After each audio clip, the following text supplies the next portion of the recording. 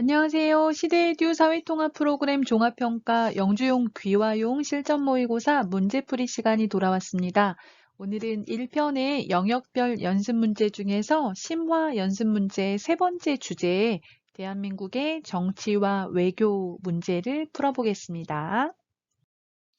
1번, 한국에서 헌법을 개정하거나 국가의 중요한 정책을 결정할 때 꼭 실시하는 것은 1. 국민투표, 2. 정당 가입, 3. 헌법 소원, 4. 집회 참여.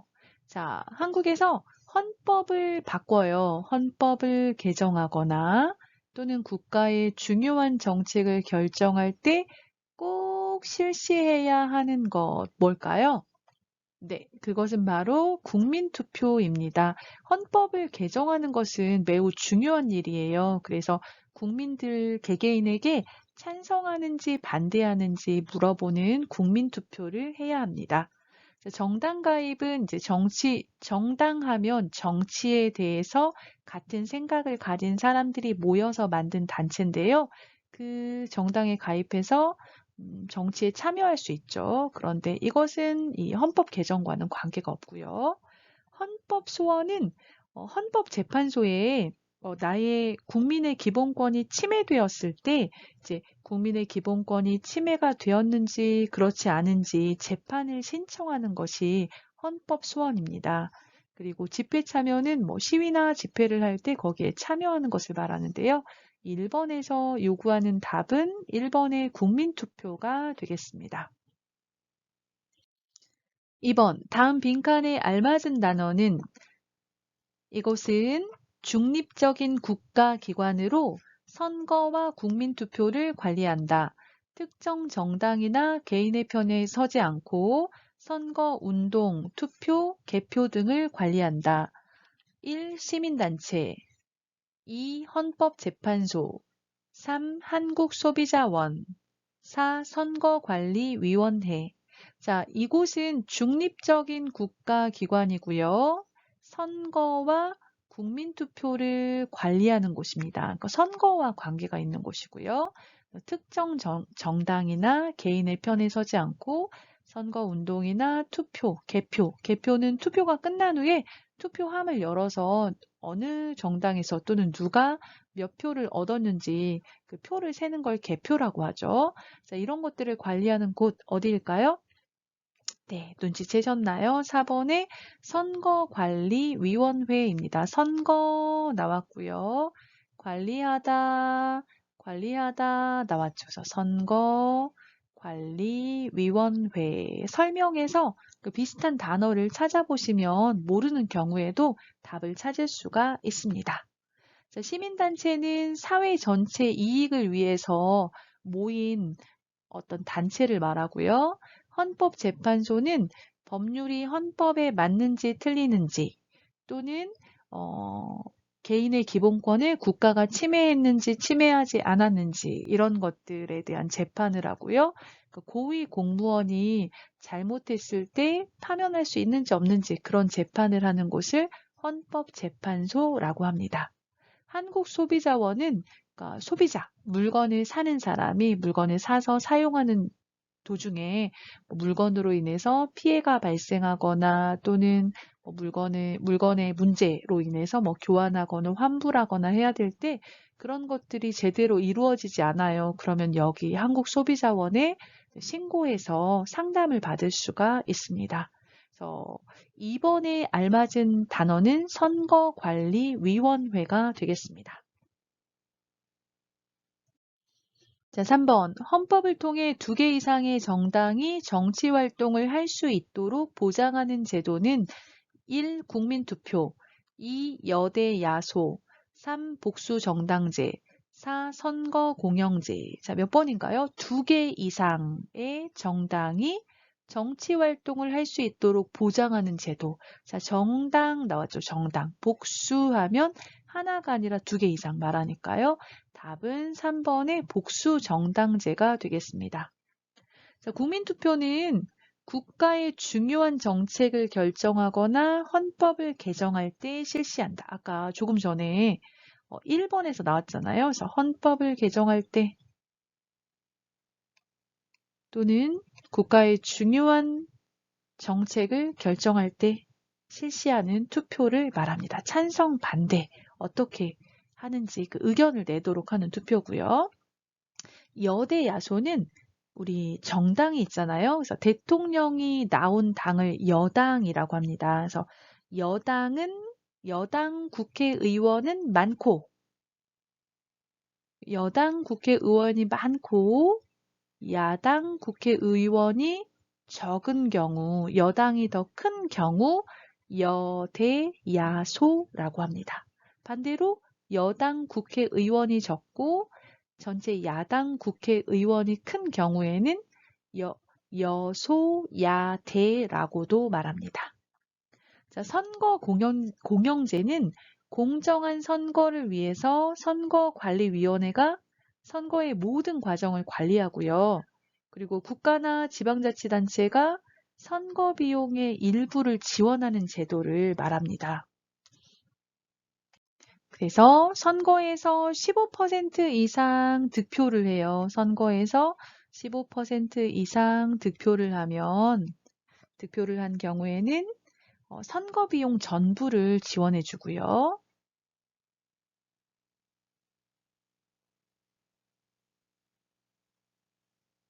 자, 그리고 10% 이상, 15% 미만 득표를 해요. 그러면 선거 비용의 절반, 50%를 지원을 해줍니다. 하지만 10% 미만인 경우에는 선거 비용을 지원하지 않습니다. 네, 이게 선거 공영제죠. 이것도 같이 기억해 두시면 좋겠습니다. 3번의 답은 3번 복수정당제입니다. 4번 아시아인 최초로 국제연합 사무총장으로 일했던 사람은 1. 김용, 2. 김종양, 3. 이종욱, 4. 반기문. 자, 누구인가요? 국제연합에서 사무총장으로 일했던 사람은 4번의 반기문입니다. 자, 그럼 1번부터 한번 살펴볼까요? 1번 김용 씨는요. 세계은행 총재입니다. 세계은행 총재를 했고요.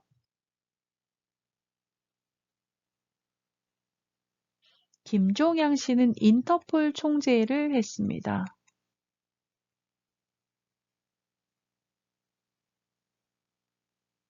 그리고 이종욱 씨는 세계보건기구 사무총장을 역임했습니다.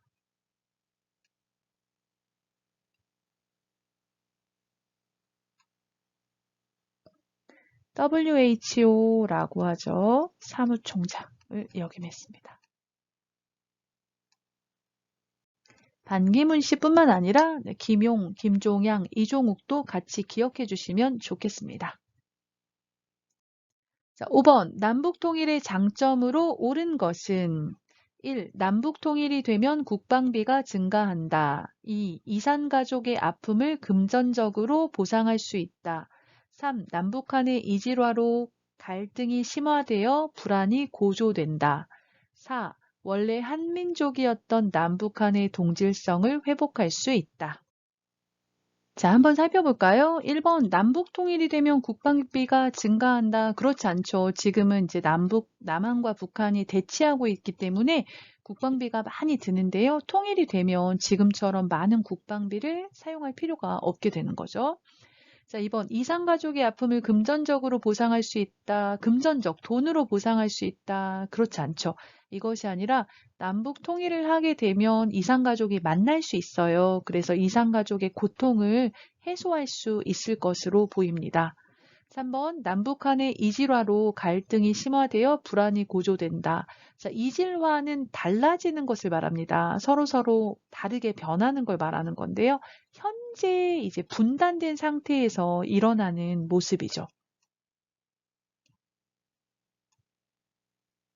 현재 분단된 상태에서는 서로 교류하지 않기 때문에 이질화가 심해지고 그것이 갈등으로 연결이 되고 또 언제 전쟁이 일어날지 모르기 때문에 불안해지는 이런 상황들이 생기는데요. 이거는 분단 상태의 모습이라고 보시면 되겠습니다. 그래서 남북 통일의 장점은 아니죠. 자, 4번 원래 한민족이었던 남북한이 동질성을 회복할 수 있다. 같은 성질. 원래 하나였어요. 같은 성질을 회복할 수 있다. 맞죠? 그래서 답은 4번이 되겠습니다. 남한과 북한이 통일을 하면 여러 가지 장점이 있는데요. 첫 번째는 한반도에 평화가 정착되게 됩니다. 그래서 한반도가 평화로워지죠. 한반도 평화뿐만 아니라 세계 평화에도 기여를 할 수가 있겠습니다.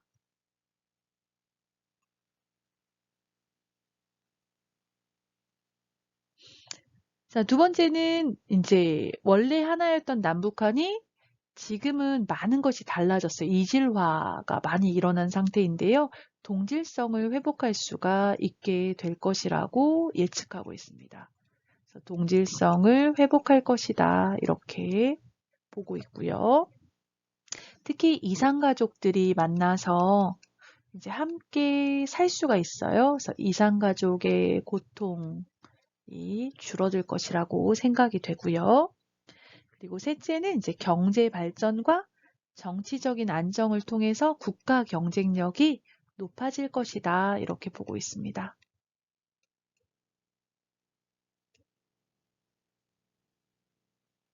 왜냐하면 경제가 발전될 거고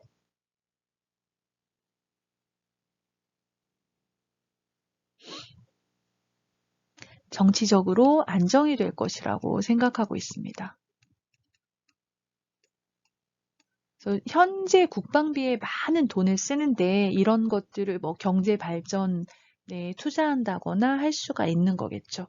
그리고 또 이제 국토를 효율적으로 이용할 수 있게 될 거예요. 북한과 남한으로 나누어지지 않기 때문에.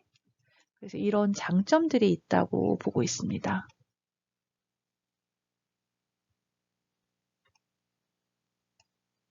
또 마지막으로는 북한 주민의 삶이 개선될 것이다 라고 예측하고 있습니다. 북한 주민의 인권이 개선될 거라고 생각하는 거죠.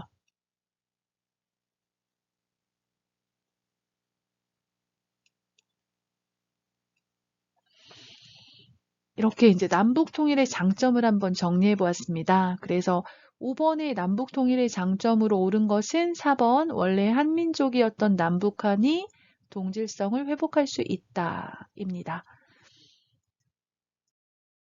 심화과정 세 번째 주제 대한민국의 정치와 외교에 대해서 살펴보았습니다. 여러분 들어주셔서 감사하고요. 도움이 되었다면 좋아요와 구독 눌러주세요. 다음에 또 뵙겠습니다.